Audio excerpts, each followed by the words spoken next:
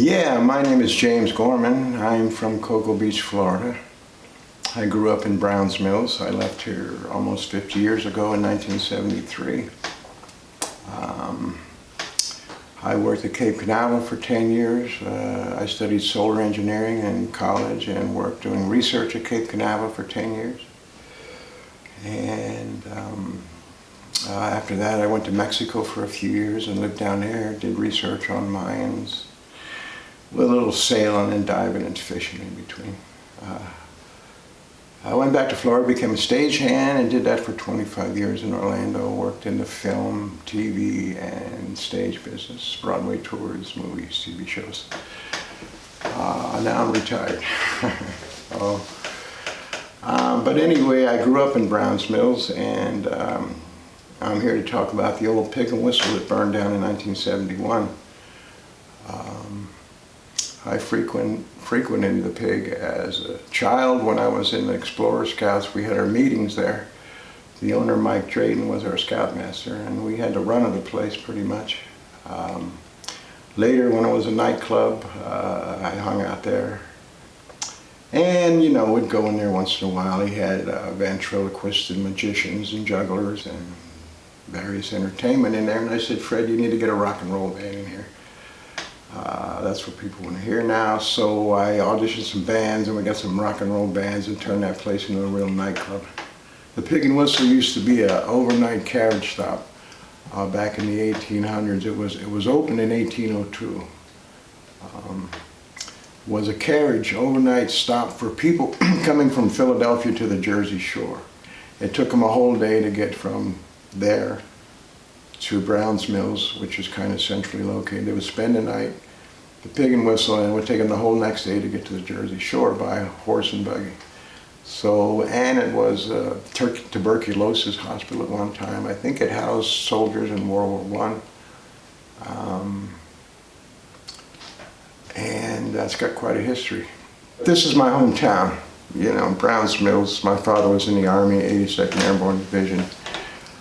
We lived mostly in the South. I was born in Georgia. I grew up in Kentucky and North Carolina. In 1965, when my father retired from the Airborne, my family was from Philadelphia. And while my father was fighting in Korea, my mother, in her infinite wisdom, decided she didn't want to raise us kids in Philadelphia, so she bought a house in Browns Mills. When my father got back from Korea, we were immediately transferred to Kentucky, where we spent 11 or 12 years. And eventually made our way back to Browns Mills in 1965 when he retired. And I went to high school at Pemberton and graduated in 1969. And in 1973, I moved to Florida. My first job was at Perry Pole, making tambourines. The old building behind the bus depot made musical instruments for schools.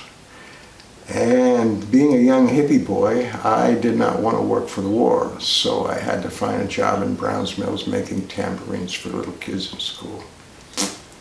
And then that summer of '69, a friend called me and said he was going to some music festival in upstate New York. Did I want to meet him there? And I said, sure. So I met him at the Woodstock Festival in Bethel, not Woodstock. That's 70 miles away.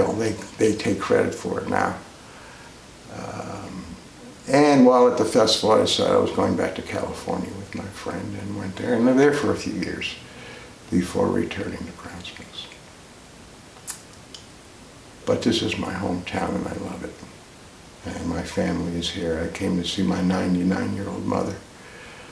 I couldn't be here for Christmas for the first time in 40 years, and I couldn't be here for her 99th birthday a couple of months ago.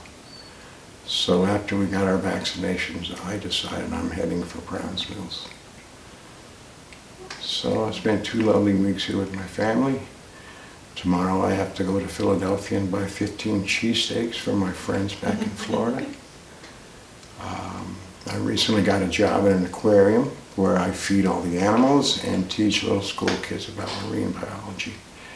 And it's probably the most favorite job I've ever had. So that's pretty much my life up till now. My 70th year. I decided to spend my 70th birthday with my 99-year-old mother. I figured she had something to do with it. So here I am telling my story in beautiful White Sparks, New Jersey. So,